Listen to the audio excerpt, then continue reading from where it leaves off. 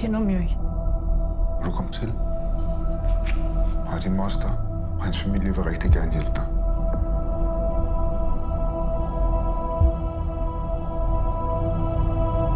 Jeg er glad for, at du er i det.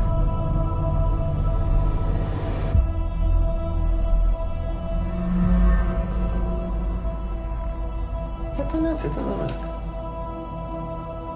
Jeg kan slet ikke forestille mig, hvor nu er det.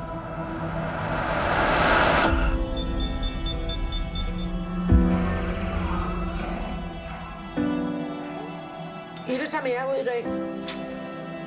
Det angår også hende. Dejligt, du er med, Ida.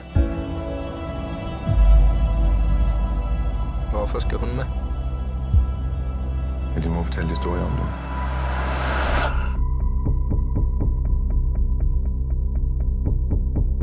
For mange penge at svømme. Skaber utålmodighed. Hvad nu, hvis han ikke har pengene? Først jeg har snakket lidt med børnene, så plejer der at ske noget. Altså, hvorfor tror du, at din mor flyttede væk fra dem?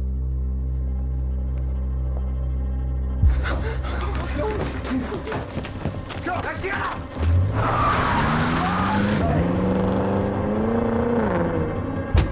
Du går aldrig rigtig op til det der evalueringsmøde, jeg indkaldte til. Nu må vi se, hvad der er sket.